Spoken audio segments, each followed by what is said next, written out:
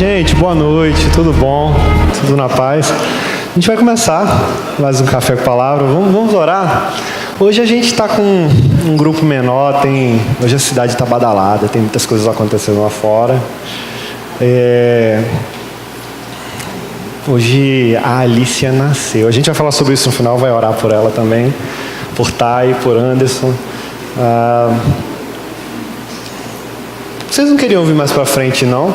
Tá todo mundo tão lá atrás, eu acho que seria legal se vocês viessem mais para frente. Como a gente está num grupo menor, seria bacana a gente ficar pertinho, eu acho que isso ajudaria. Mas se você quiser ficar aí, fica à vontade também. Mas se eu fosse você, ficaria aqui na frente. Aí atrás está bem gelado, o ar-condicionado.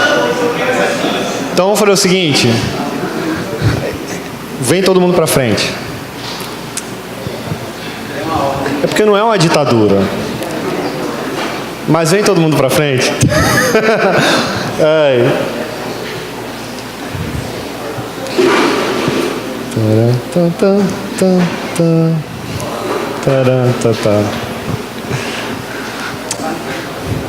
Vamos orar. Pai, obrigado, Senhor, por mais um Café com Palavra. Obrigado, Jesus, por mais um tema que nós vamos tratar hoje. Queria pedir, Senhor, que o Senhor abrisse a nossa mente, tocasse nos nossos corações, nos fizesse refletir e questionar também, levantar algumas perguntas, dúvidas que talvez a gente nem saiba que tenha, e que nesse momento nós possamos fazer essas perguntas, ó Pai, e sermos esclarecidos também. No nome de Jesus, amém. Hoje tem alguém visitando hoje? Acho que está pela primeira vez. Sejam bem-vindos. Então, Café com Palavra é uma programação que acontece no último sábado de cada mês aqui na igreja. A proposta dela é trazer assuntos que são relevantes para a igreja de um modo geral, e diferente de um culto de domingo, por exemplo, a gente faz perguntas e nós somos ouvidos acerca das dúvidas que possivelmente a gente tenha em determinados assuntos. Então é uma conversa bem aberta e você vai ficar aberto para fazer perguntas aqui, enviar a pergunta pelo WhatsApp também. E hoje a gente vai falar sobre fé e obras. A gente já tratou de temas diversos aqui, desde a origem do mal, como tudo começou, a soberania de Deus, a responsabilidade humana. Nós somos um brinquedo nas mãos de Deus, ou nós podemos decidir o nosso futuro. A gente já falou sobre namoro e sexo, criacionismo, a depressão. A gente falou sobre Cantares, 2 pontos. Cantares fala de sexo, igreja ou Jesus. E foi muito bom, foi muito legal. E hoje a gente vai falar sobre fé e obras. A gente está trabalhando a carta de Tiago aos domingos, estamos chegando ao fim dela e pensamos nesse Café com Palavra sobre fé e obras, e aí a gente vai poder discutir um pouco sobre esse assunto. Para isso, eu quero chamar Yuri, professor Yuri. Vem para cá, Yuri, por favor. Yuri, ele é professor no seminário teológico daqui, de João Pessoa, da Juvep, ou melhor dizendo, nos seminários. Pode vir para cá, já pode sentar aqui. Seminário do Betel Brasileiro também. E aí eu quero chamar André Bento. Eu não sabia que teu nome é André Rodrigues, André. É André Rodrigues Bento ou é André Bento Rodrigues? Segundo nome é Rodrigues, né? Me perguntaram se era André, qual era André, eu falei André Bento, aí quando eu olhei colocaram André Rodrigues, eu falei, tá bom, então é André Rodrigues. Pode sentar, gente, fica à vontade aí. A gente... ímpar, pá. Eu vou deixar eles se apresentarem. André é membro da nossa igreja, já é estudante de teologia, mas já é formado, né, André? E Deus tem conduzido ele na área do ensino também, vai estar contribuindo com a gente. E eu não vou falar mais nada, se apresentem, por favor. Primeiro os mais velhos, depois os... Quer dizer, eu não sei, fiquei na dúvida agora. Quem? A barba, dependendo da barba. Bom, gente, boa noite, graça e paz.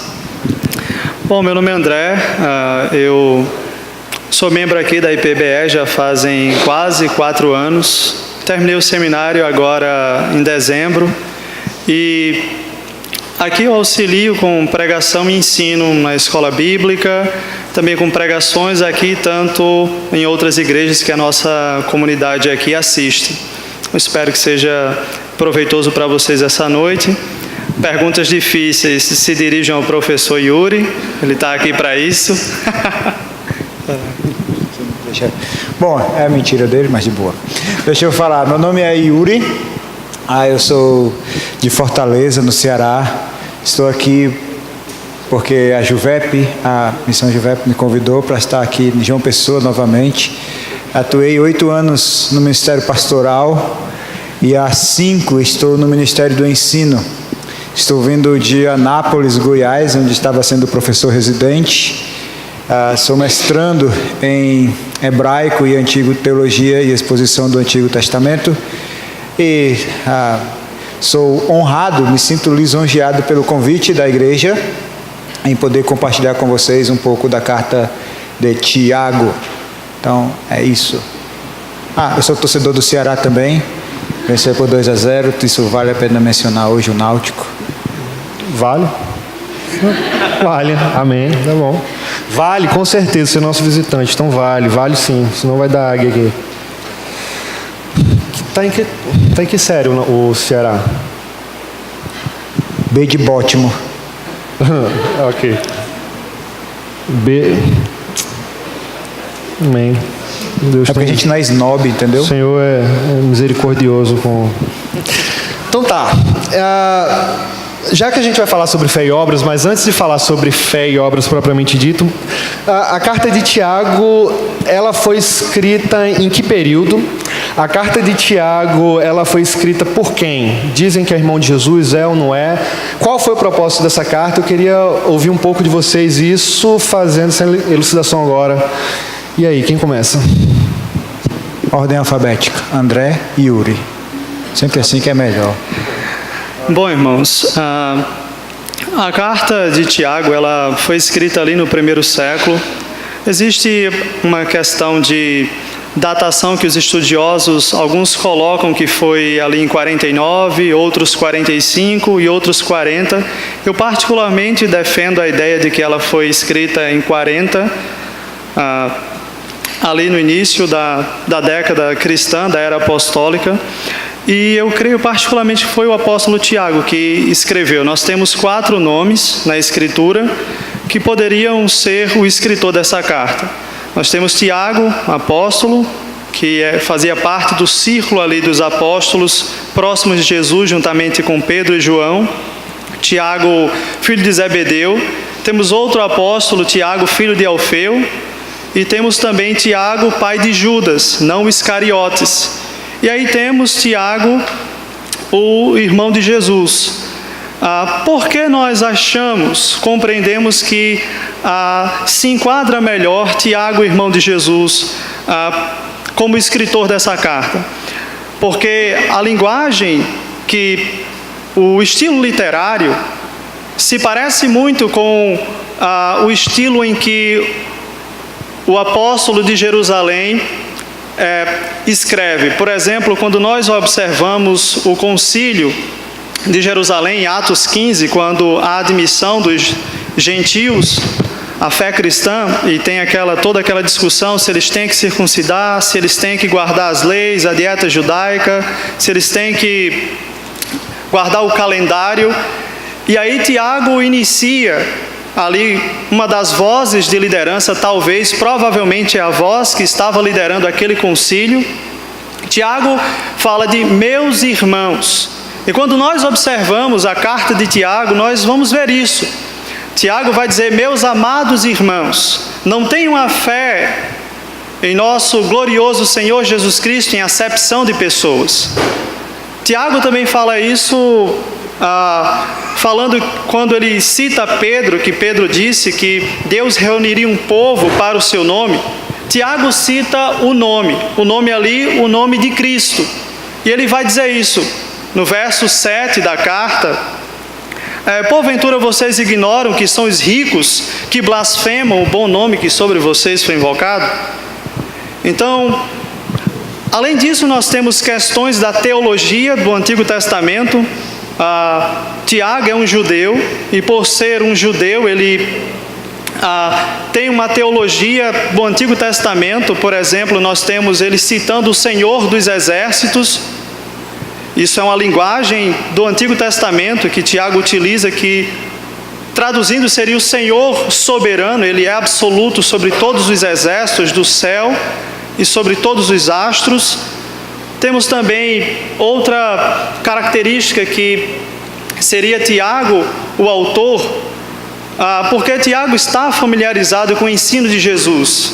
Então há muitas citações no texto, na carta de Tiago, em que recomendam que foi Tiago. Por exemplo, a questão de seja o vosso sim, sim, não, não, para que vocês não incorram em condenação. Ele faz para que não incorra em condenação, mas ele está se apropriando do que Jesus disse, seja o sim, sim de vocês e o não, não, que passar disso seria procedência do maligno. Então, de fato, é Tiago que escreveu essa carta, e Tiago escreve essa carta para corrigir algumas posturas, crenças, valores dos judeus cristãos que estão dispersos. Ele fala isso no verso 1. Eles estão dispersos, estão ali na diáspora, foram expulsos e provavelmente foram expulsos por conta do judaísmo ali, que acabaram perseguindo-os, e esses irmãos agora se encontram dispersos. Dispersos seria tanto uma linguagem literal, eles estão dispersos pelo Império Romano, mas também uma linguagem que eles são forasteiros. Eles não são desse mundo. E Tiago escreve essa carta para ajudá-los a passar provações e dificuldades, olhando o resultado, olhando o que essas provações poderiam resultar no caráter cristão deles. Tiago também escreve para corrigir posturas e crenças, como, por exemplo, atribuir a Deus suas tentações, suas quedas e fracassos espirituais. Tiago também escreve para tratar acerca da discriminação de pessoas pobres, da preferência entre rico e pobre, os extremos de pobreza e riqueza. Legal.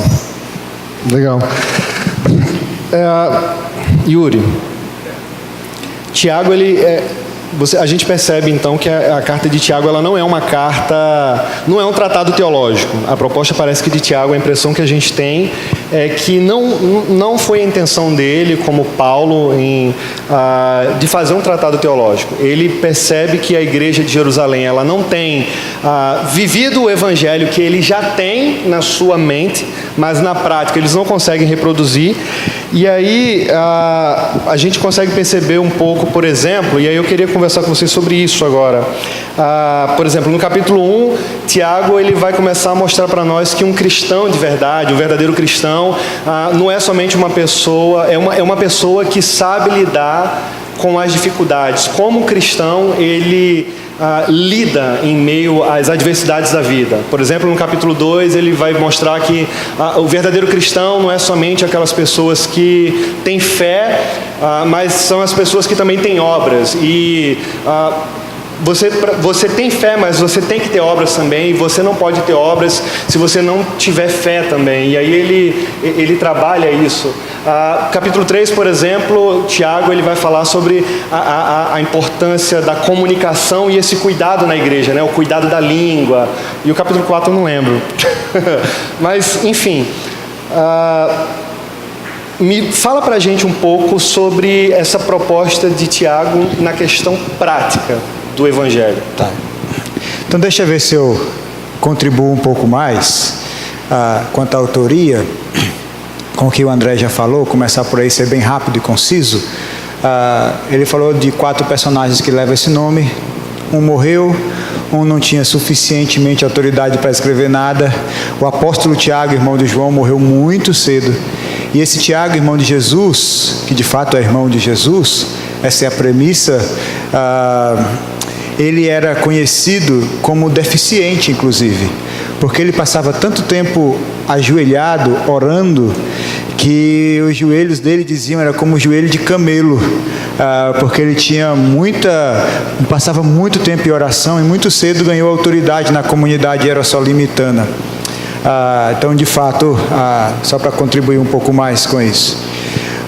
Na verdade, Edilson e igreja, não existe nenhum tratado teológico nas Escrituras, especialmente no Novo Testamento, porque talvez o que mais perto chegue de um tratado teológico seria a Carta aos Romanos, e mesmo assim ainda não é, porque ela é contingente. Então ela lida com aspectos muito circunscritos da realidade experimentada pela igreja. Tiago, bem como a maioria dos escritores neotestamentários, escreveram por causa de uma situação complicada, talvez de perseguição, ou talvez de dificuldade teológica, ou talvez de dificuldade comportamental, e por causa dessas situações específicas experimentadas por essas igrejas locais, e também por alguns indivíduos, como por exemplo Filemon, Tito, Timóteo, por exemplo, os escritores bíblicos resolveram compor o seu texto sagrado. Então nenhum parou e ficou assim, eu acho que essa igreja precisa saber sistematicamente a doutrina da salvação, a doutrina do pecado, a doutrina de Cristo. Isso basicamente não existe no texto bíblico neotestamentário. Então Tiago e Lucas têm umas questões bem interessantes. Eu acho que é o meu, porque eu me mexo demais. Eu sou inquieto. Isso é porque o Ceará ganhou, mas tudo bem. E eu sou cearense por natureza. Então eu estou tentando falar baixo para não ser mais educado, porque cearense fala aos gritos e sem parar e tal. Então eu estou com energia ruim. Olha, vendo aí? Oi. Não, então é o som. É o som.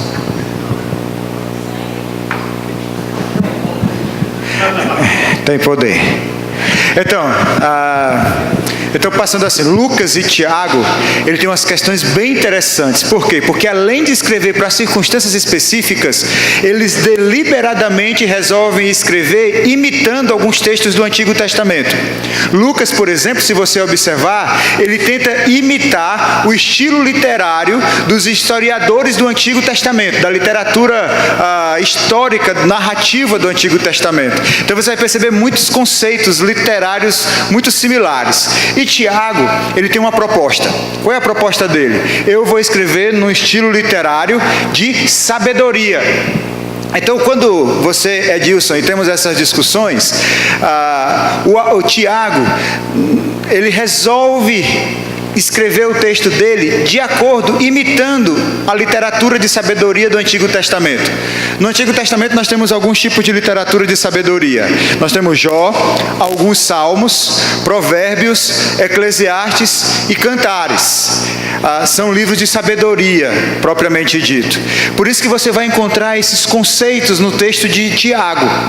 E o mais interessante é que se você não entende esse conceito de sabedoria do Antigo Testamento, você vai ter dificuldade de entender o conceito que Tiago quer estabelecer. A palavra para sabedoria em hebraico é uma palavra chamada Chokhmah. É até um substantivo feminino. Esses conceitos mais abstratos, que são mais difíceis de se entender, em hebraico é tudo substantivo feminino. Talvez porque mulher ou substantivo feminino seja coisa difícil de se compreender e de se chegar a uma conclusão desse tipo, sabe? É interessante isso. É um bicho interessante. Então, a palavra Chokhmah, que são conceitos abstratos do Antigo Testamento, é o que Tiago quer estabelecer. E o que é Chokhmah? Chokhmah é uma capacidade promovida pelo Espírito Santo do sujeito saber fazer bem.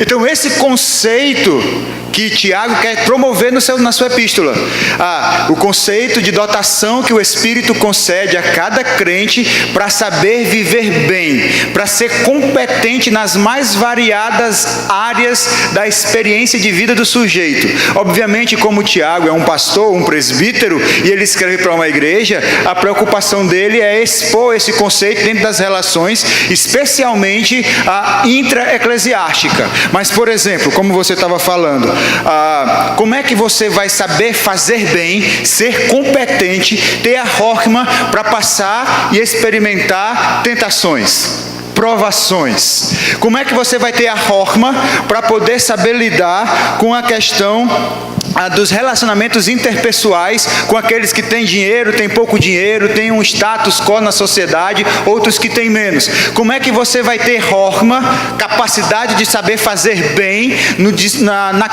no sentido de você exercer o que sai da sua boca de uma forma adequada? Como é que você vai saber fazer bem para que você seja competente nos seus negócios? Como é que você vai saber fazer bem, ser competente nas suas atividades dentro da igreja? Como é que você vai ser espiritualmente capacitado para fazer a coisa correta?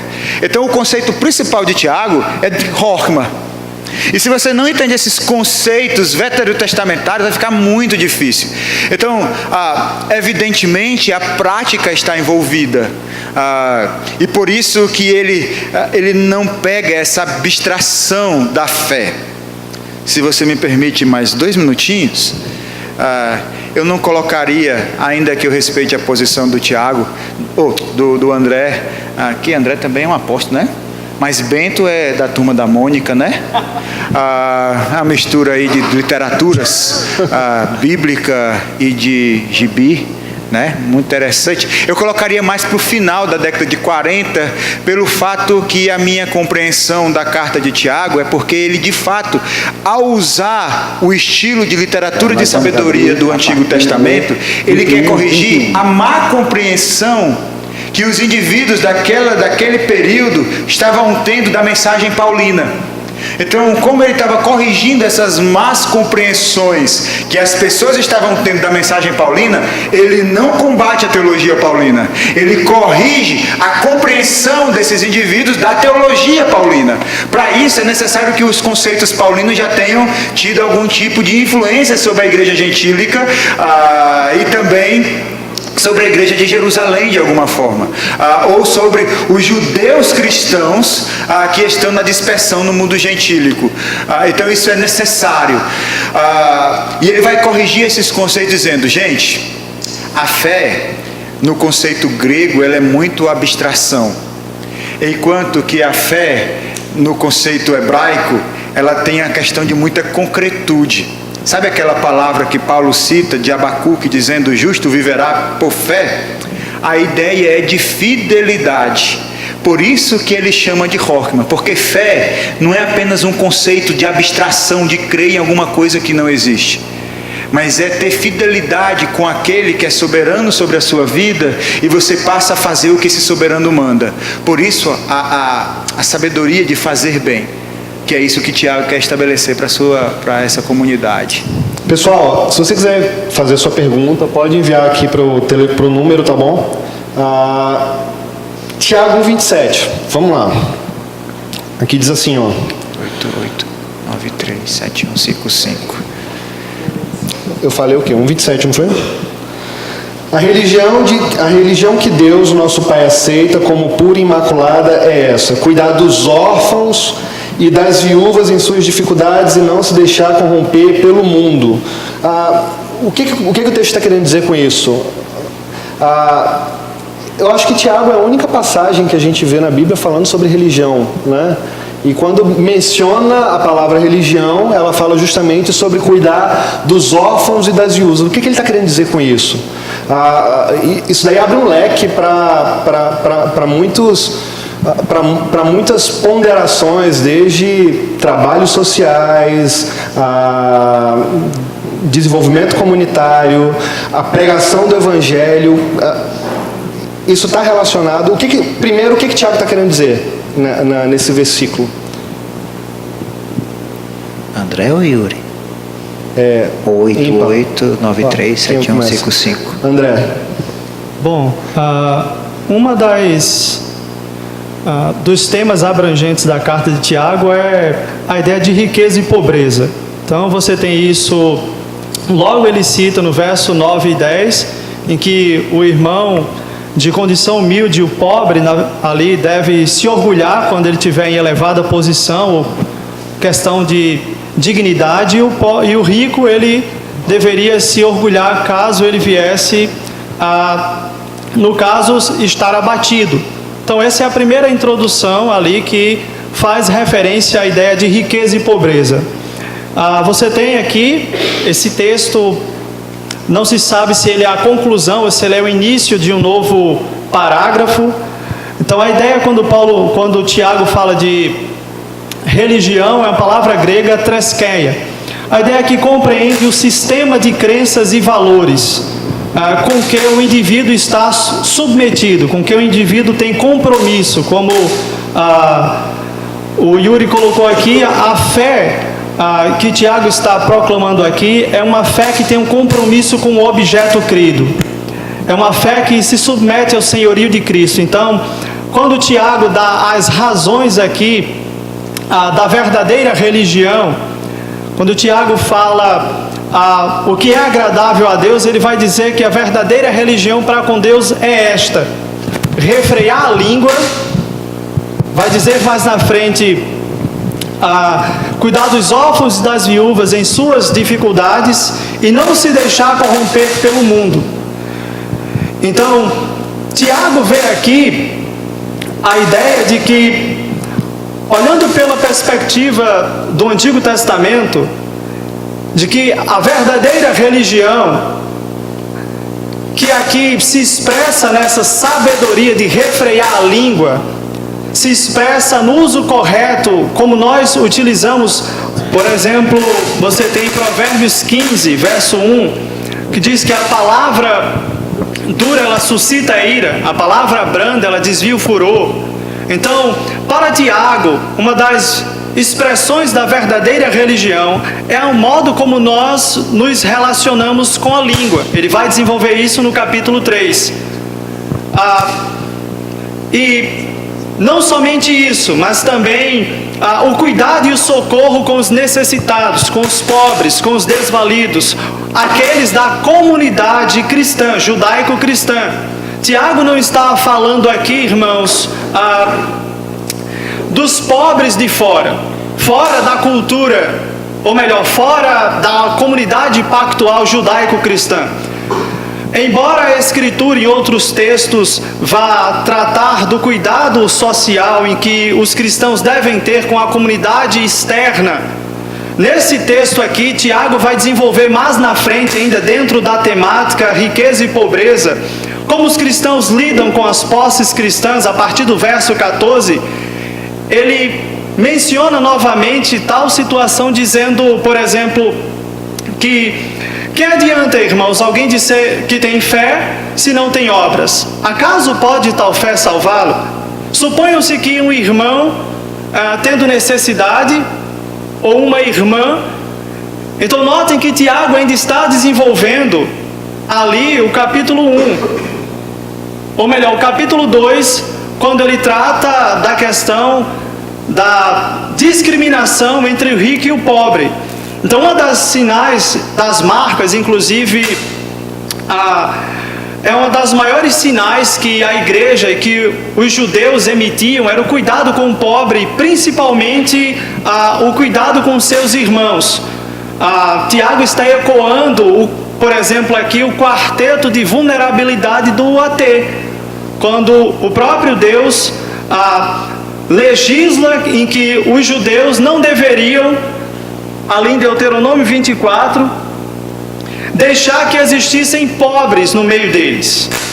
Quando Jesus cita isso, vocês sempre terão os pobres, não é um fatalismo em que existirá pobre e a igreja não vai fazer nada com isso. Mas a ideia é que lá no texto era que eles deveriam ser misericordiosos e abrir a mão, socorrendo os que sofrem. Mas aqui Tiago está pensando de maneira pontual nos judeus cristãos, até porque nós sabemos que uma das circunstâncias dessa carta é que judeus ricos, fazendeiros ou romanos, estão explorando esses cristãos, estão negando o pagamento, retendo o salário, não pagando, pagando mal ou retendo parte desse salário. Então, o segundo sinal da verdadeira religião seria o cuidado entre os irmãos, entre aqueles que estão passando por dificuldades. É claro que isso não esgota, porque a Escritura trata também de cuidado para com os de fora. como os estrangeiros que viviam no meio do povo. Mas aqui Tiago intencionalmente pensa nos irmãos judeus cristãos.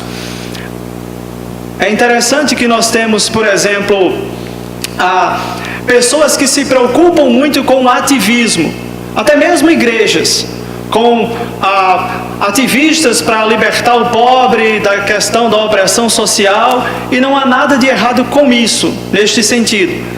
Mas ao mesmo tempo se esquecem do outro aspecto da verdadeira religião, que não se deixar corromper pelo mundo. A ideia de viver uma ética cristã, de não se deixar ser influenciado pelos valores, crenças, pressupostos, filosofias e ideologias que concorrem com a visão de mundo judaico-cristã e que mancham e maculam a vida dos cristãos.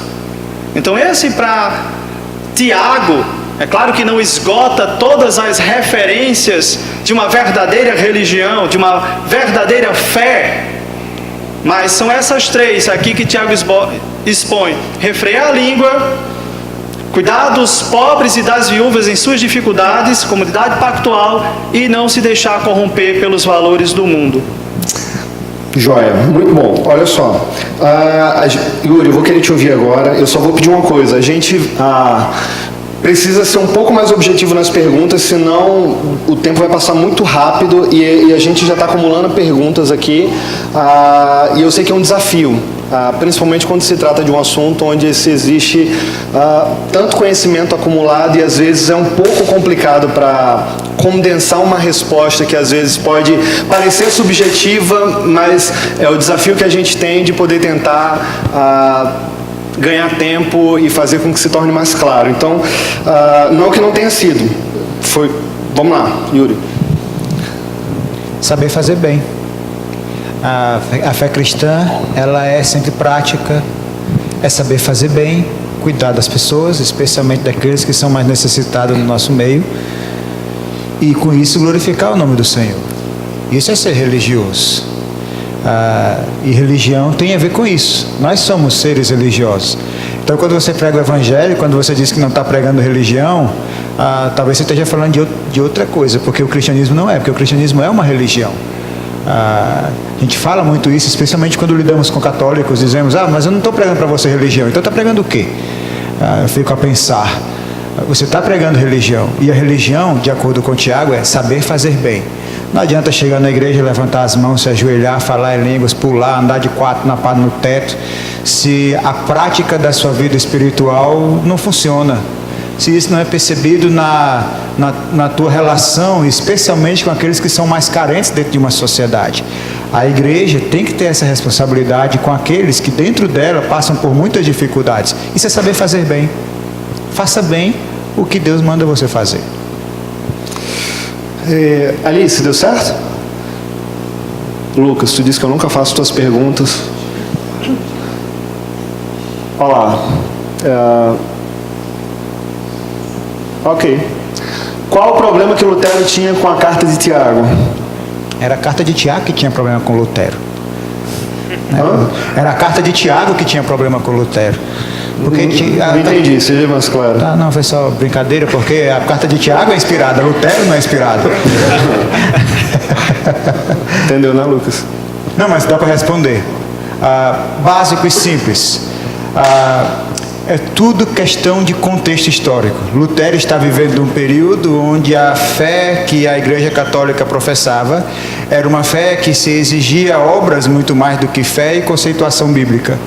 Então é evidente que ele vai para o lado oposto daquilo que pode parecer defender a doutrina católica da época em que Lutero estava a viver. Ainda que ao final é dito que ele falou que a carta de Tiago é uma palha e tal, mas ao final ele reconhece a carta de Tiago como tal, porque ele lê a carta de Tiago sob a ótica do seu contexto histórico, do conflito católico-romano e aquilo que está nascendo da fé reformada, da fé protestante. Então ele quer pregar e só quer usar textos que defendam a tese dele, especialmente Romanos, Gálatas, que falam muito desse aspecto, e ele vai deixar a carta de Tiago um pouco mais alheia a essa discussão, porque não sustenta muito, aparentemente, de acordo com Lutero, na verdade, né? Não sustentava muito o conflito que, querendo ou não, estava a iniciar-se com a Igreja Católica. Então o problema dele era só que não auxiliava muito dentro do contexto histórico. Ainda que ao final da sua vida, ele de novo, falando da carta de Tiago, ele de fato reconheça a inspiração e a autoritatividade da carta de Tiago. Às vezes a gente não fala isso, né? Alguns teólogos, ou sei lá, o pessoal que estuda Lutero, eu não estudo Lutero, assim, Lutero foi uma pessoa muito importante e tal, mas eu não estudo muito ele não, mas eu sei que ele ao final da sua vida reconheceu a carta de Tiago como uma carta inspirada, autoritativa e que merece a nossa devoção. Calel sempre salvando o microfone. Ele é filho de Jorel? Calel, filho de Joel. É, quase. Tá. Tem um botãozinho que você Desliga, sabe? aí faz assim, ó. Aí bota no liga. Olha, vendo aí? Pronto, tá pegando. Tá. Pronto, eu botei aqui. Quando liga, pega. A pergunta tem a ver com esse contexto mesmo, entre dicotomia de católico, protestante. Então lá vai, eu tentei ser sucinto, né? Pronto. A igreja no Brasil, no forte contexto de luta contra a crendice católica, foca muito na doutrina do sola fide, que a salvação não é por obras, é por fé, que não adianta a gente fazer caridade e tudo mais, que tem que ter a fé salvífica. Mas em compensação, nós somos muito constrangidos o tempo todo a confirmar nossa fé cristã com assiduidade em cultos, compromisso com dízimos e ofertas, comparecer em eventos da igreja, voluntariar-se em trabalhos da igreja e ativismo eclesial. É como se nós trocássemos o fardo da caridade que tinha no catolicismo pelo fardo de deveres eclesiais. Então, o que se espera no que tange a obras, o que se espera do cristão? Mais caridade ou mais deveres eclesiais dentro da igreja local?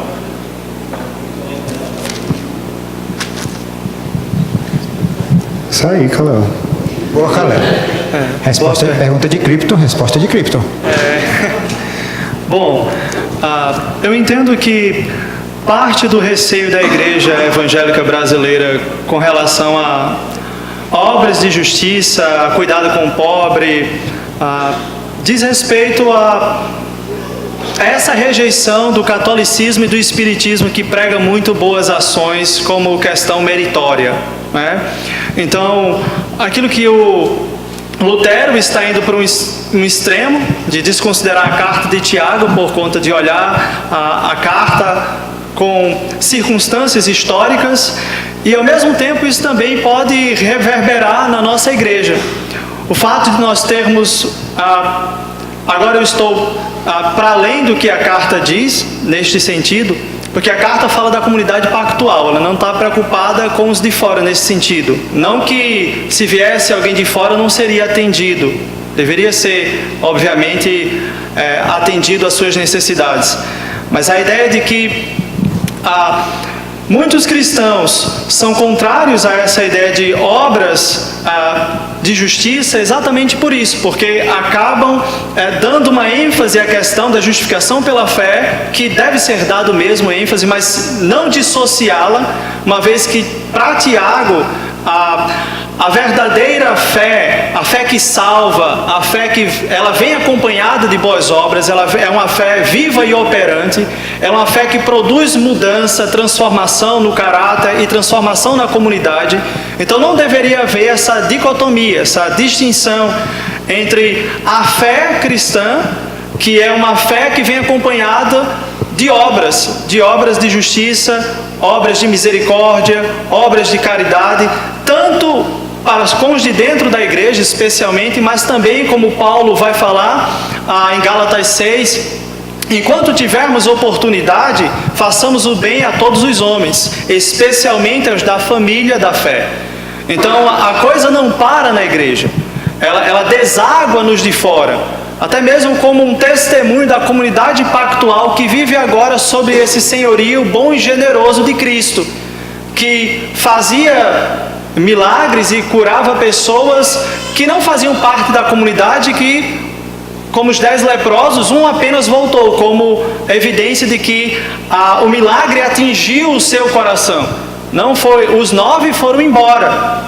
Então, Eu acredito que essa divisão que a igreja faz é exatamente por dar uma ênfase exacerbada na questão da justificação pela fé, não compreendendo que essa mesma justificação ela deve desaguar em uma justificação perante os homens, ou seja, nós somos justificados perante Deus somente pela fé, mas só somos justificados perante os homens, por assim dizer, que essa justificação é uma justificação de fato verdadeira quando as pessoas veem um estilo de vida belo, bonito, com obras de misericórdia, de graça, com o uso correto da língua e das nossas posses materiais. Então eu acredito que seria mais ou menos isso. Caleb, para ser bem rápido, assim, eu fui me instruído para não ser polêmico, mas acaba que não tem como não ser polêmico. Mas assim, você está plenamente correto. Primeira questão, na sua observação, a sua pergunta é muito coerente com a nossa realidade experiencial. Só que a gente protestante do Brasil quer se distanciar o máximo possível do catolicismo brasileiro. Na Europa, essa diferenciação não é tão significativa. O catolicismo europeu e o protestantismo europeu são muito próximos um do outro. Então não há esse conflito que aqui no Brasil há. Aqui no Brasil a gente quer para o oposto. E nesse sentido a gente peca muito mais. Por quê? Porque eu não sou ninguém ainda na vida, sabe? Quando você é alguém na vida, você tem nome composto. Então todo mundo te chamou de Caleb, então você sabe que você não é ninguém na vida, entendeu? Aqui eu fui chamado de Yuri, então já sabe, eu também não sou ninguém na vida. Pode pensar em alguém, por exemplo, o presidente da República, como é que você chama? Michel Temer, entendeu? Grandes homens, dificilmente a gente fala só Paulo, é o apóstolo Paulo, porque tem dois nomes. Essa é a questão. Então eu não sou ninguém, mas eu julgo, e a gente fala muito pouco nisso, dos efeitos colaterais da reforma. E esse é um dos efeitos colaterais da reforma. Isso é um malefício que a reforma nos promoveu. No afã de sermos tão imaginativos, etéreos na nossa forma de crer, fugimos dessa percepção da praticidade e do saber fazer bem que Tiago remonta. Lembra? Tiago não está combatendo Paulo, mas está combatendo o conceito das pessoas, da compreensão de Paulo, que basta aceitar Jesus pela fé e você pode então fazer o que você quiser. Eu não sei se as obras que você citou seriam obras eclesiásticas. Você assim, usou um tom meio jocoso para falar dessas obras dentro da igreja. Aquele forte desejo de estar sempre em dia mais afinado da igreja, deve talvez assim, que, por exemplo, estratégia com a família. Você está muito focado na igreja para poder confirmar para si sua eleição, para poder, às vezes, ela sacrifica até mesmo o Cristo na família.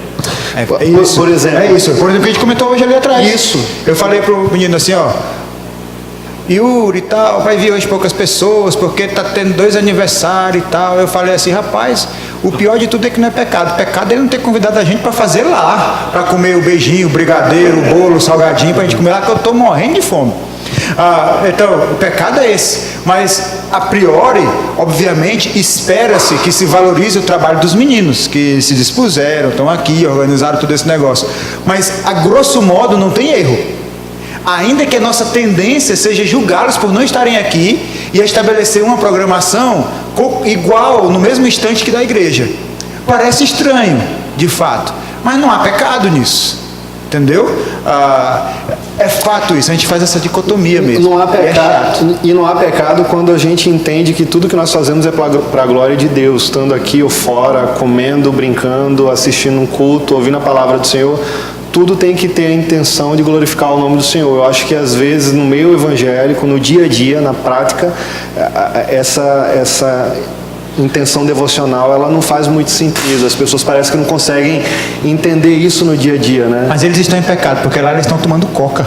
Aqui o máximo que tem pra gente é café. Lá eles estão bebendo coca gelada, cara. Mas tudo bem, não tem pecado sob essa perspectiva. Mas boa observação. E é legal você sempre fazer essas avaliações históricas. Eu queria muito que essas avaliações históricas, assim, no nosso meio, fossem relevantes para a igreja brasileira, sabe? E ela fica muito em ilhas de ortodoxias, e ela não consegue abranger a realidade eclesiástica do Brasil o que danifica muito o nosso evangelho aqui no nosso país. Próxima pergunta, vamos lá.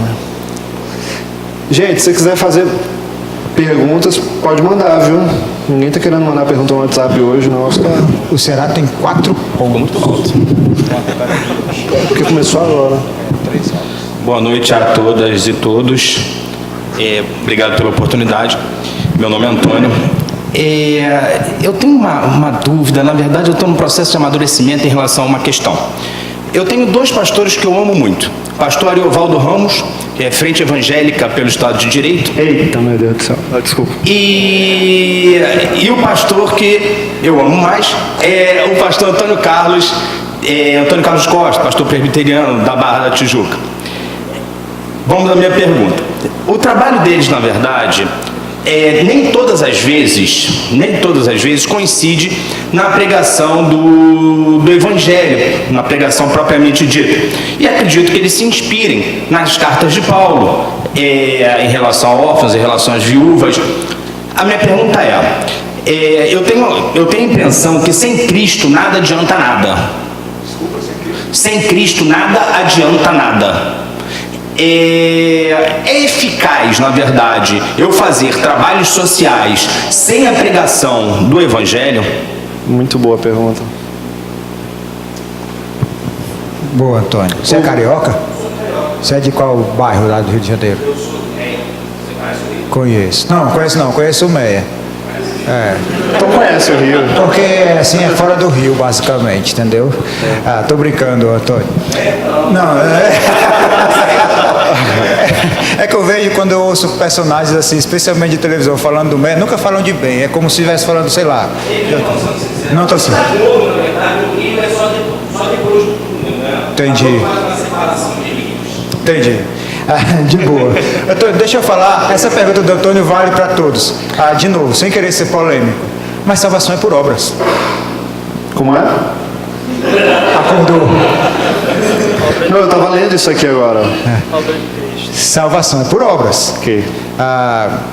A palavra do Senhor diz, só para ficar claro quanto a isso e ser rápido também, conciso na resposta, Paulo vai falar em Romanos, uma vez que você citou Paulo, no capítulo 6 da epístola dele aos Romanos, no versículo, deixa eu ver aqui rapidinho, no versículo 18 ele diz o seguinte, 5:18, consequentemente, assim como por uma só transgressão resultou na condenação de todos os homens, assim também por um só ato de justiça resultou em justificação que traz vida a todos os homens. Essa obra é a obra de Cristo, tá? Não é a sua obra, não é a minha obra, mas é a obra de Cristo. A salvação não é de graça, a salvação é pela graça. Você tem que usar corretamente a preposição, porque senão você vai ser herege. Então, cara, deixa eu te falar, saiba fazer bem a sua fé, sem ligar esses conceitos de prática e de atividade dessa maneira, associar a uma fé salvífica. Eu sou muito mais restrito, e o André sabe disso, por exemplo, porque nós já tivemos embates dessa maneira. Eu sou muito mais restrito, por exemplo, e aí eu vou ser claro com você, por exemplo, com Ariovaldo Ramos. Ariovaldo Ramos, Ed Renekiewicz, essa turma toda aí. Eu vou ser muito crítico desse tipo de pessoas, porque a igreja não existe para fazer esse tipo de bem social. A igreja está para promover essa justiça promovida pela obra de Cristo, que de alguma forma levanta o homem perdido ao status que ele perdeu no Éden, e Cristo restaura isso, nos fazendo novos homens e mulheres segundo a imagem, Deus fazendo isso segundo a imagem do seu Filho. Então nós somos uma nova humanidade. Essas questões sociais, ainda que sejam relevantes, elas são de só menos importância. São secundárias. Agora, o Evangelho transforma a sociedade naturalmente, sem que isso seja uma parte integrante. Por exemplo, quando as pessoas falam de missão integral, o problema já tem problema no nome para mim, Porque parece que a missão só passou a ser integral depois que falaram missão integral. Antes não era. A igreja estava deficitária, a igreja estava problemática, a igreja estava pregando o evangelho capenga, faltando alguma coisa. Dentro do ministério, dentro desse povo da missão integral, tem muitas coisas que são danosas à fé bíblica. Então, a questão é a releitura que esses indivíduos fazem das Escrituras. Tiago, se você não tiver cuidado, ele vai falar isso por religião, é cuidar dos órfãos e das viúvas, cuidar dos necessitados, mas é porque na perspectiva dele é saber fazer bem. Acho que não tem outro conceito. Quando desceu sobre aqueles homens que construíram o tabernáculo, eles construíram o tabernáculo exatamente como Moisés havia dito e falado, porque Deus deu sabedoria, fez bem o que estava na planta. A igreja, de acordo com Paulo a Timóteo, nós somos coluna e baluarte da verdade. É quase que uma definição de atividade da igreja. Coluna e baluarte da verdade. Tiago vai dizer, sim, é isso mesmo. Como é que isso se demonstra na prática? Como é que você faz bem isso no seu viver diário? Então isso naturalmente vai mudando sociedades. Não faz parte inerente do ministério cristão, mas é alguma coisa que naturalmente, consequentemente, transfere. Não é colocar a agenda política na frente do evangelho. Nem igual a ele. Nem igual. Porque essa leitura política, às vezes, ela é uma leitura... Como é que eu diria a palavra? Não é política. Quando você coloca à frente do seu tempo a discussão... Não. Anacrônica. É uma questão anacrônica. Nós devemos defender os valores do reino. Anacrônica. E não os valores, seja ele de esquerda ou de direita, mas do reino. É isso que Deus quer da igreja. Pontuando... Depois você, Marco. Pontuando essa questão do Ariovaldo Ramos... O Ariovaldo Ramos, ele claramente na internet, ele comenta que a leitura que ele faz é uma leitura contextual, né?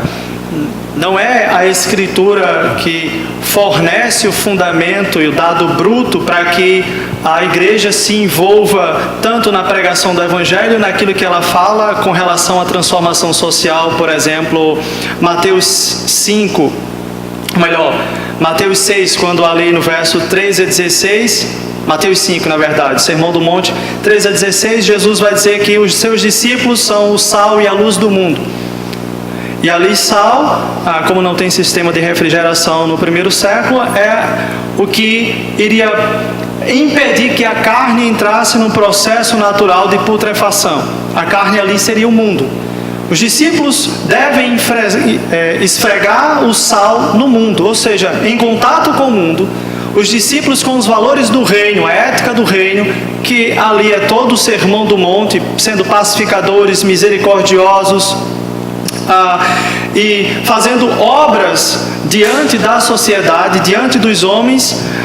Eles também ali, Jesus expõe ali que eles são a luz do mundo. A ideia ali é que novamente o mundo é como se fosse uma sala escura, em trevas, em rebelião contra Deus, e quando a igreja ela se envolve em questões das mais variadas possíveis, eu diria aqui, por exemplo, luta contra o aborto e coisas dessa natureza, e cuidado com os pobres e por aí vai, a igreja mostrando essa beleza dessa comunidade pactual que vive sob a ética do reino, fazendo bem isso. Façam boas obras, e ali inclusive é uma ordenança, ali é um mandamento lampso, o que Jesus ali na verdade é um mandamento lampso. Façam boas obras diante dos homens para que eles glorifiquem a Deus. Ou seja, quando, tal como a igreja primitiva em Atos 2, 42 a 47 faziam boas obras, eles atraíam a simpatia da comunidade externa. Então, o problema que eu vejo com Ariovaldo Ramos é que a escritura não é mais quem fornece o fundamento teológico. Estou mesmo. Então a Escritura não é quem Se fosse no Velho Testamento, já tinha sido fulminado já, viu? não é quem fornece o fundamento teológico. Então é uma leitura contextual, uma leitura política, em que você traz conceitos marxistas, em que você olha, tem pobreza, tem uma relação entre proletário e burguês, tem uma relação de oprimido e opressor. Então eu vou, a partir dessa leitura externa... André, só um segundo, por favor. Oi. Garnier, faz o seguinte, enquanto eu estiver falando aqui, desliga os três e fica alternando para ver se o problema não é. Então vamos fazer uma oração, gente. A partir dessa leitura externa, aí nós vamos propor mudanças sociais. Então entende qual é o problema do Ariovaldo Ramos? Não parte mais da Escritura. Ele mesmo diz num vídeo, de repente depois alguém pode soltar na rede, vocês podem ter acesso. Olha, e aí dentro da missão integral tem alguém que é ortodoxo, como o Antônio Carlos Costa, que, embora o Antônio Carlos Costa trate muito da questão da justiça social, da questão do envolvimento do cristão na política, mas ele parte da Escritura. E também, se você for observar o Antônio Carlos Costa, na igreja dele, ele segue o que nós seguimos aqui, sermão sequencial, exposição, livro após livro. Então, eu creio que o Antônio Carlos Costa se envolve muito em questão de política, de justiça social, exatamente pela mesma razão de que os cristãos, o mar de miséria, não têm essa beleza desse evangelho.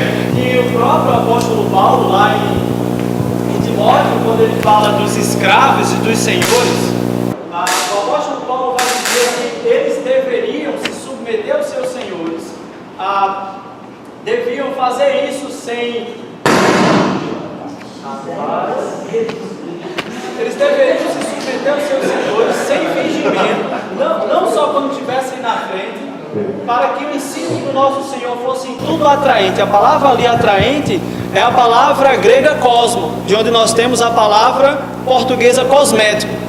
A ideia é que quando esses empregados, fazendo a questão da ponte contemporânea, trabalham bem, com pontualidade, com honestidade, com serviço com excelência, eles ornamentam o Evangelho, eles tornam o Evangelho mais belo.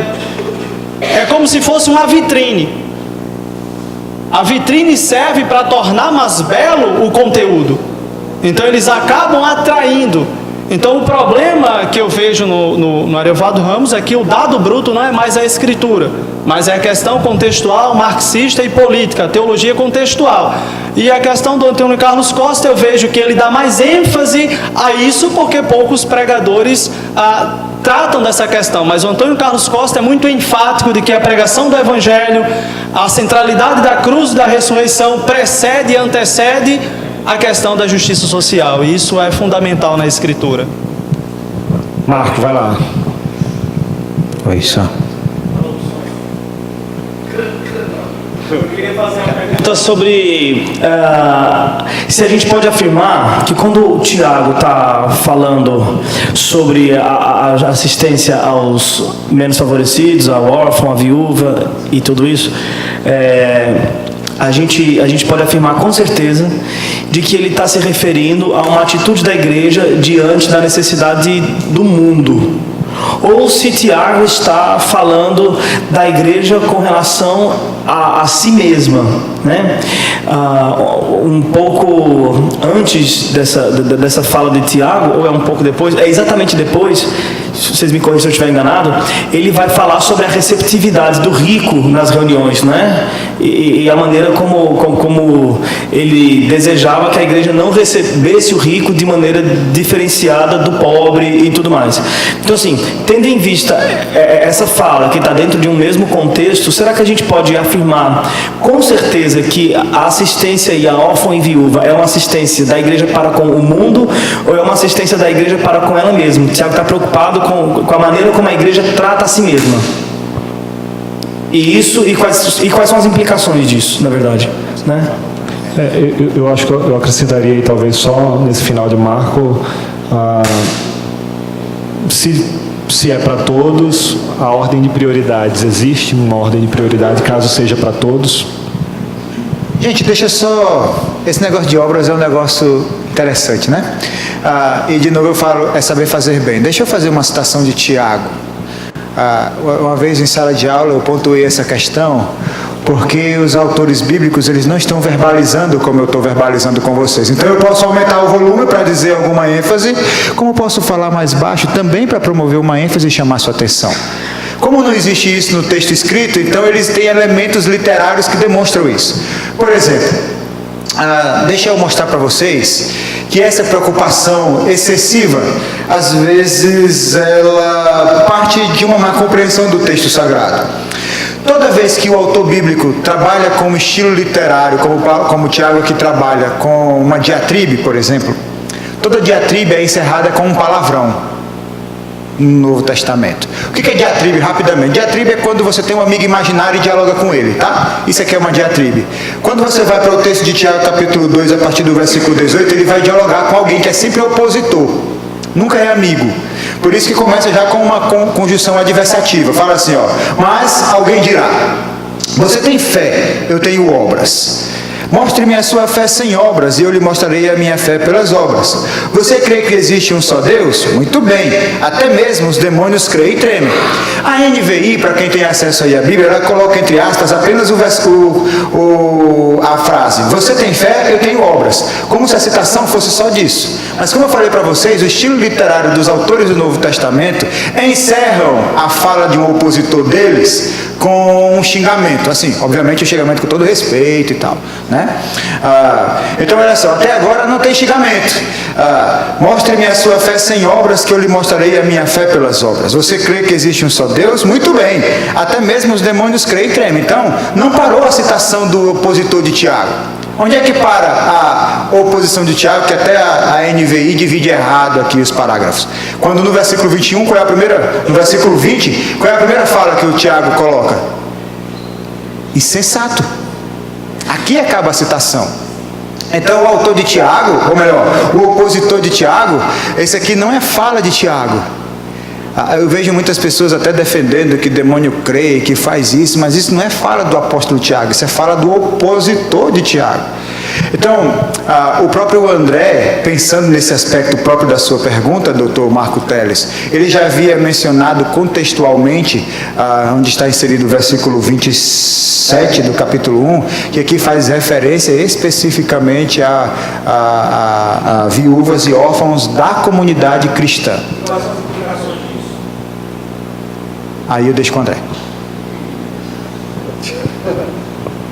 Que a pessoa vai ficar alimentada e cuidada. Tá, por exemplo... Eu penso nas implicações por conta do embasamento de Tiago, né, para que a igreja tenha uma atuação mais social. Tiago é o chão de todos eles. E se Tiago não estiver falando sobre isso? Mas não tem atuação mais social. A questão é, a fé cristã, você é dotado do Espírito para saber fazer bem qualquer coisa.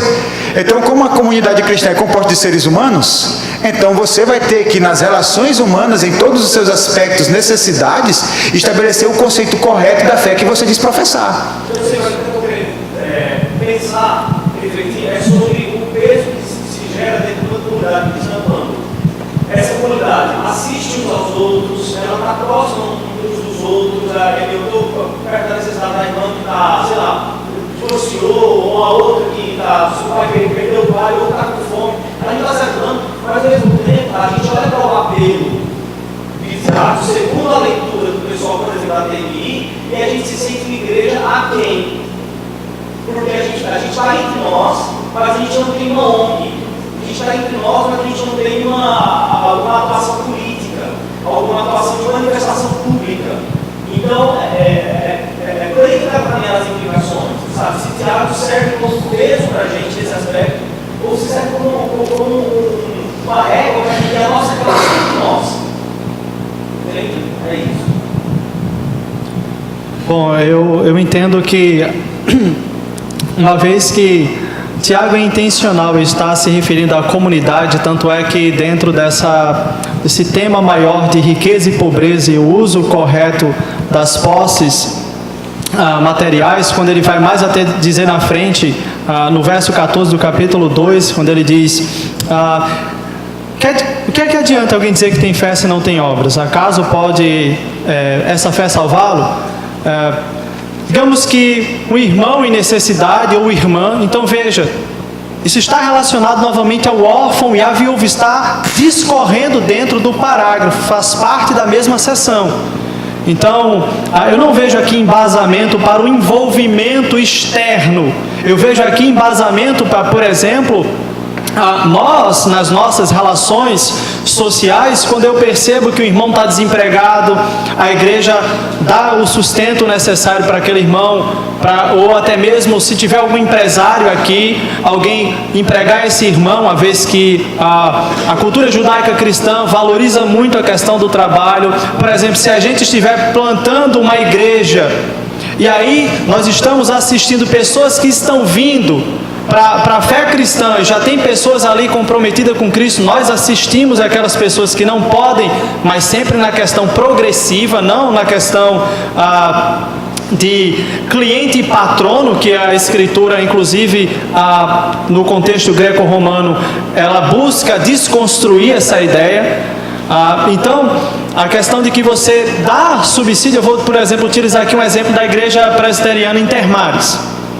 Lá, eles estão plantando uma igreja no Jacaré, já existem várias pessoas convertidas, existem vários familiares que vêm para essa comunidade, e o que é que aqueles irmãos fazem? Aqueles irmãos dão assistência àqueles que precisam, mas também dão educação. A igreja tem computadores, lá tem quartos e salas. Esses jovens que estavam numa condição socioeconômica desprivilegiada por várias razões, agora estão, além de ouvir a palavra, o evangelho, estar inseridos na comunidade pactual, estão também aprendendo, estudando com professores, e destes aí já tem jovens que não tinham perspectiva, mas que já estão na universidade. E quando esses jovens se formarem e se tornarem profissionais, a sequência de miséria na família deles pode ser quebrada. Não é aquela ideia de assistencialismo. Pode começar por ele, na comunidade pactual, mas sempre tem que desahogar no que Paulo vai falar em Tessalonicenses: cada um trabalhe e tenha com que comer, não dependa de ninguém, para não ser pesado à igreja. Somente quem deveria ser sustentado no contexto lá eram viúvas, e tem várias características para que elas fossem sustentadas, para que a igreja não fosse isso. Então, eu não vejo que seria um embasamento para exterior. Tem outros textos que trariam essas implicações. Não esse, eu não entendo o que seria esse aqui. Alguém quer fazer mais alguma pergunta? Vai lá, Kalel. Kalel sempre. Primeiro eu quero pedir desculpa se eu soei jocoso ou zombador de quem trabalha na igreja. Se eu soei jocoso ao falar anteriormente contra quem trabalha na igreja, com toda a devoção, não foi minha intenção, não foi. Sobre isso, questão de coisas eclesiais e coisas seculares, é o seguinte: minha namorada, ela faz medicina. Ela antes tinha um sonho de pertencer a uma ONG secular chamada Médicos Sem Fronteiras. É uma ONG secular, que faz um trabalho muito bonito, mas é uma ONG secular. Então, tem como glorificar a Deus servindo numa ONG secular? Ou seria melhor ela não, vá servir numa ONG cristã, desse jeito você já está servindo dentro do seu ofício, se for algo a ver com saúde, e também vai trazer o nome de Cristo. Vocês entendem? Assim, porque de toda forma é obra, sendo que uma obra vai ser uma obra mais voltada para o secular, enquanto a outra seria mais dentro da igreja, proclamando o nome de Cristo. Não tem isso nas escrituras. Tem não. Na verdade, se você, a sua noiva, namorada faz medicina, você faz faculdade, já é formado, ou pretende, na sua profissão, faça bem feito, e você glorificará a Deus. No que você fizer, faça bem feito, e você glorificará a Deus. Simplesmente isso, essa dicotomia. A gente fala que não existe essa dicotomia, mas os nossos raciocínios partem do pressuposto da existência dessa dicotomia, né? Então, como o Tiago está falando, no que quer que você faça, que sua vida é religiosa, faça bem feito, e glorifica a Deus com isso. Então, sempre. Então vamos lá.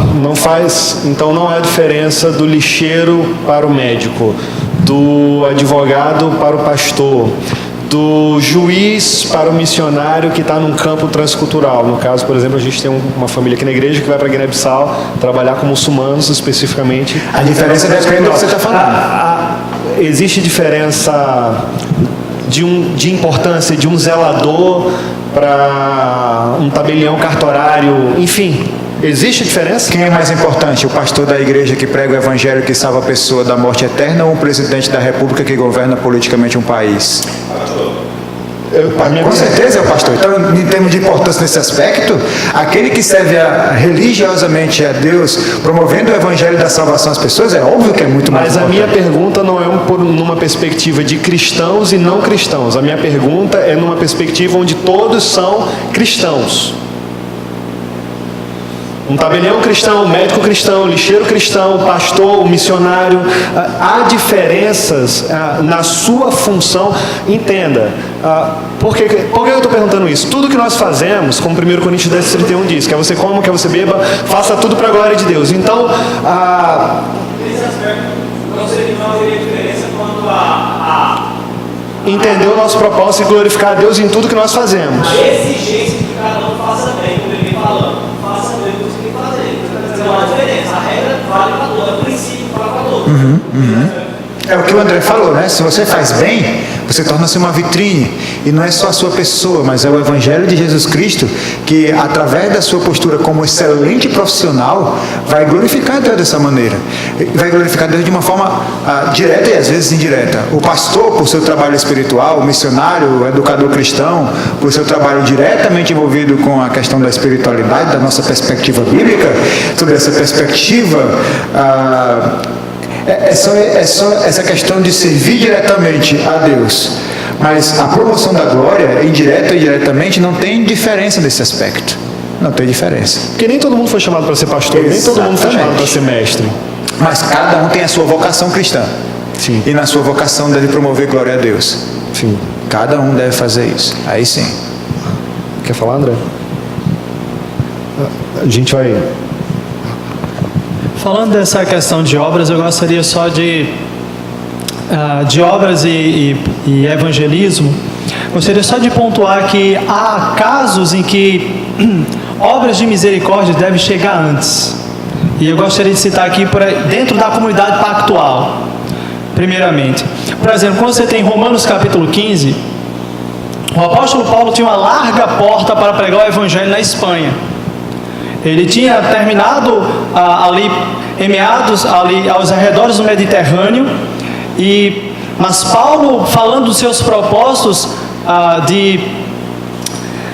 de tratar com as igrejas, ele deseja ir à Espanha, por isso que ele expõe o capítulo 1, a partir do 18, ali o capítulo 2, que toda a humanidade, judeus e gentios, estão debaixo da ira de Deus. Portanto, ele está solicitando a ajuda da igreja de Roma para que ele vá pregar o evangelho na Espanha. Mas no meio tempo entre ir à Espanha, pregar o evangelho, ir a Roma, como ele fala no capítulo 1, e desfrutar com ele da presença deles e compartilhar algum dom espiritual que envolve o exercício do seu ministério e dons espirituais, o que é que Paulo faz? Paulo abre mão de pregar o evangelho para atender as necessidades da igreja que está passando por uma fome profetizada por Ágabo em Atos 14. Então ele reúne aquela coleta, ele leva 12 capítulos, leva bastante tempo Paulo tratando acerca dessa coleta, e ele supervisiona, inclusive envia Tito para supervisionar para que ela seja feita da melhor forma possível e com transparência. Então, nesse caso, a necessidade urgente dos irmãos que estão passando fome e privações por causa da fome que sobreveio, teve precedência para Paulo. Então Paulo vai atender a necessidade daqueles irmãos com obra de misericórdia na comunidade pactual, depois vai voltar e aí tem a questão de se é que Paulo chegou na Espanha, mas ele chegou em Roma, tanto é que nós sabemos, Atos 28 e de Filipos também, ele está preso. Outro caso agora externo, em que obras de misericórdia tem precedência com relação ao evangelismo, por exemplo, se não me falha a memória, Lucas 25, a parábola do bom samaritano. Ali a ideia central é: você deve ser um bom próximo para o próximo. Essa é a ideia que Jesus quer definir ali, com aquela história da inimizade entre judeu e samaritano. A ideia de que até mesmo o seu inimigo é um próximo para quem você deve ser um bom próximo. Então, alguém que está caído, machucado, foi roubado, está semi-morto, você chegar e pregar o evangelho, vocês entendem? A ideia é primeiro socorra a pessoa. É claro que eu não estou dando um absoluto aqui. É óbvio que pode haver casos em que o cara está lá, mas ainda está consciente. Mas eu estou mostrando um caso aqui em que obras de misericórdia pode ter precedência acerca do evangelismo. Mas isso é circunstancial, e o que é fundamental sempre é que o evangelho sempre chegue primeiro. Mas há essa pequena exceção aí.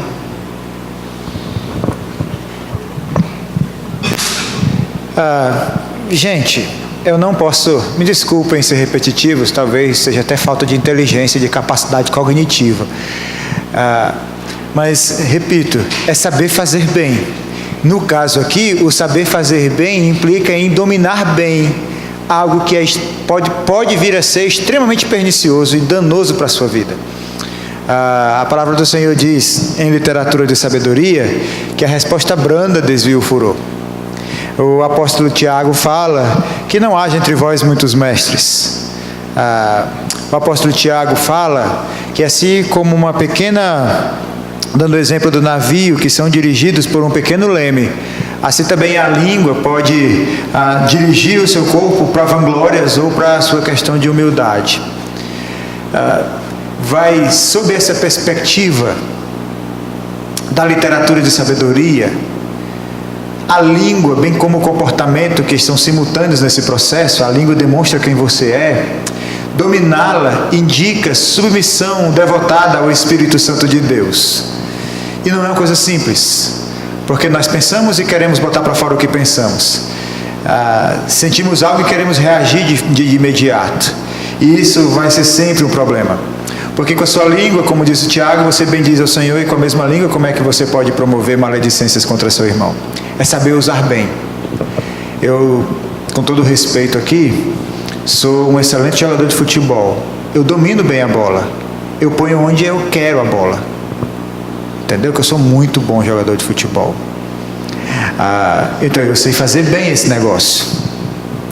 A maioria dos homens que eu já joguei aqui com o pessoal aqui da igreja, passam longe da minha qualidade futebolística. Não sabem fazer bem jogar bola.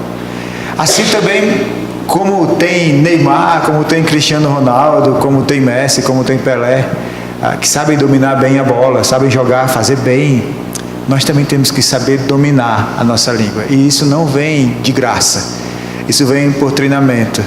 Isso vem por uma submissão e devoção a Deus e fidelidade à sua palavra. Isso vai fazer, quando você souber fazer bem, reconhecer verdadeiramente que o outro é superior a você. Isso é saber fazer bem.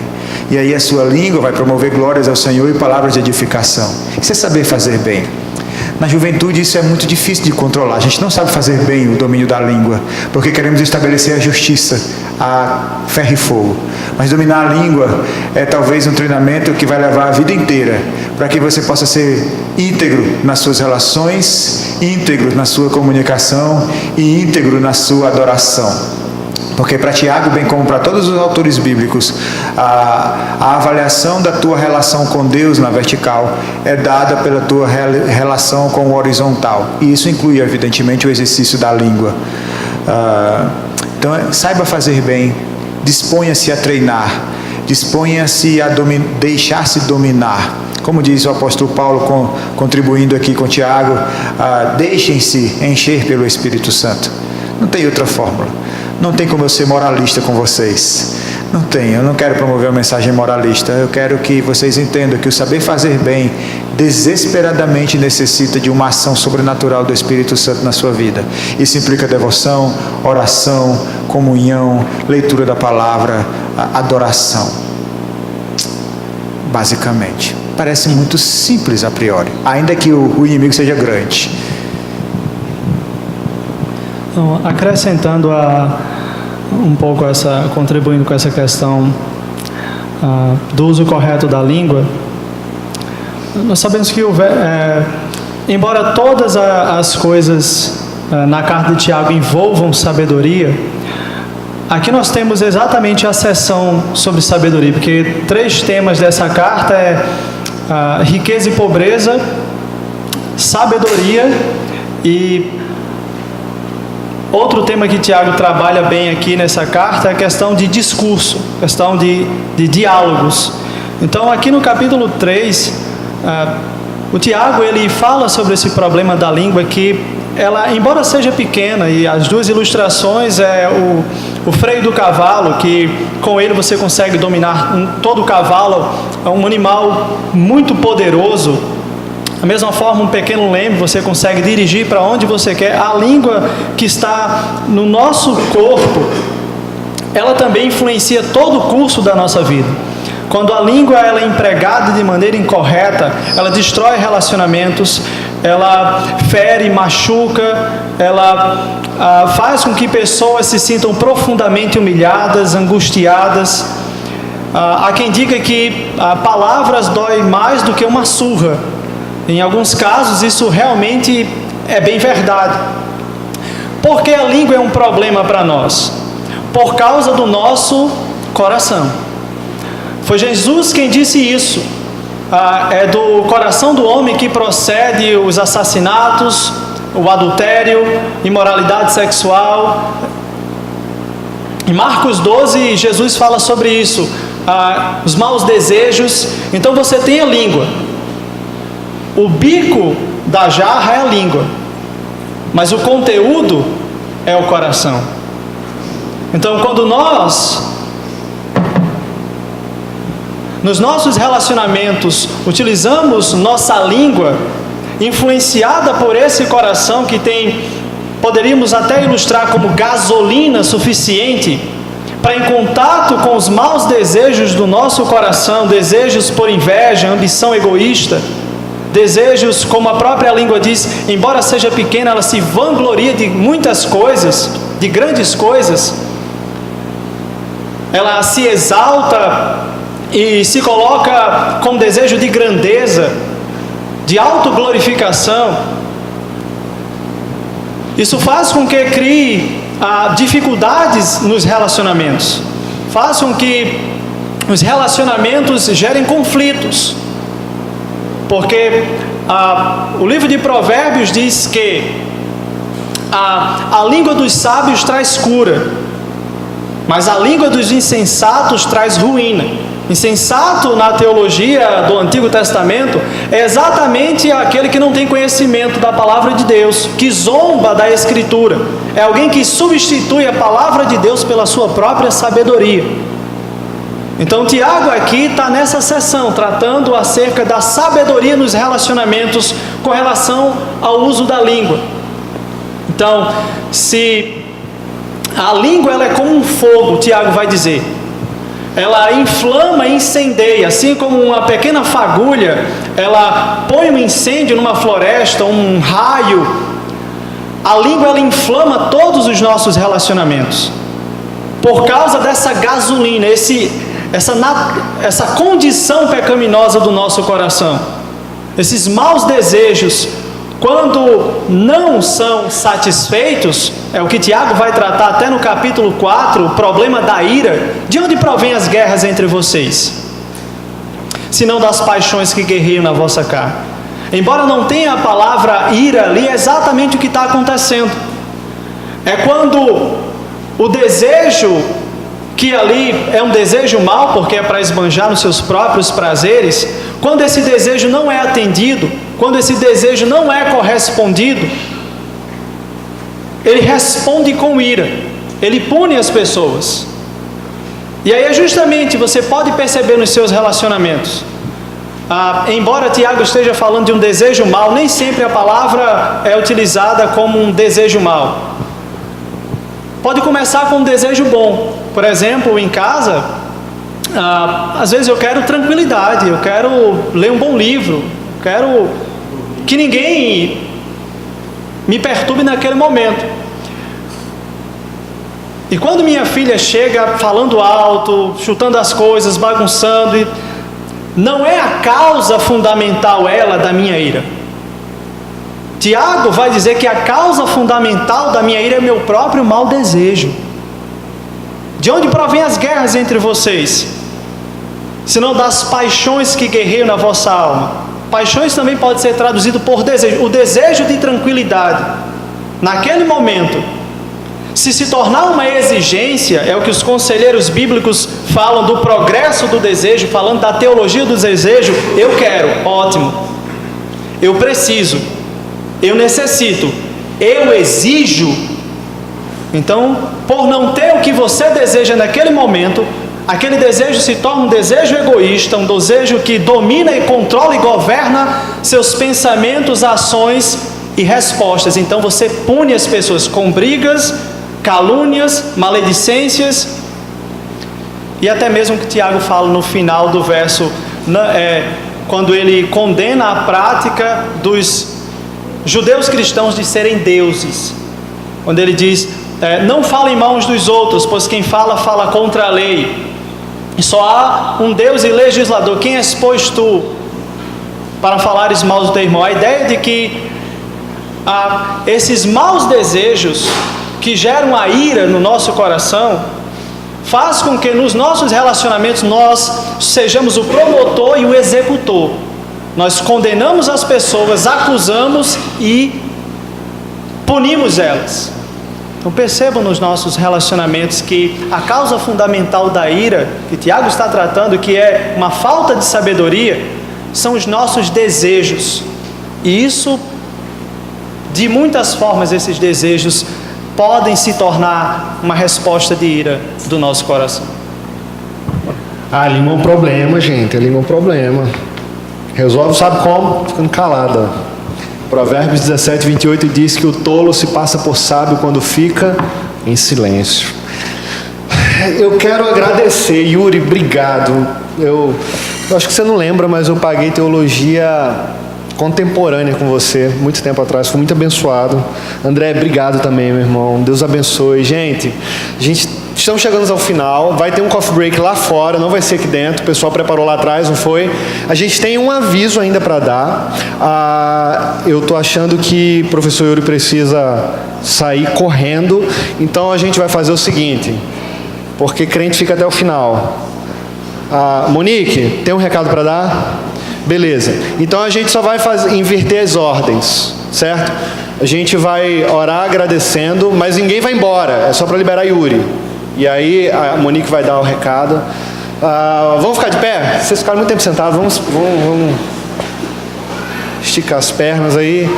Pai, obrigado, Senhor, por esse momento, Pai, precioso, Deus. Obrigado, Senhor, por refletirmos mais um pouquinho sobre a carta de Tiago, olharmos um pouco, Senhor, pela perspectiva da Tua palavra, entendendo, Senhor, que nós precisamos ter fé e desenvolver, ó Pai, na prática, tendo obras a nossa fé. Que, Senhor, nos ajuda a glorificar o Teu nome, falando palavras com sabedoria, mas também nos ajuda, Senhor, e nos ensina a glorificar o Teu nome, ficando em silêncio também. Nos ensina, Senhor, a ter sabedoria, como a carta de Tiago, ela tanto trabalha, Senhor, em seus 4 capítulos, ó Pai. Muito obrigado, Senhor. Não esgotamos o assunto, mas pincelamos, ó Pai, e que essas pinceladas, elas sirvam, Deus, como gotas caindo nos nossos corações e regando essa terra, ó Pai. Faz com que essa terra dos nossos corações seja uma terra fértil, ao ponto de frutificar o Teu Evangelho, fazendo com que a gente reproduza o Teu Evangelho e glorifique o Teu nome no dia a dia. Senhor, muito obrigado por esse momento, Deus, dessa forma que oramos e Te agradecemos no nome de Jesus. Amém.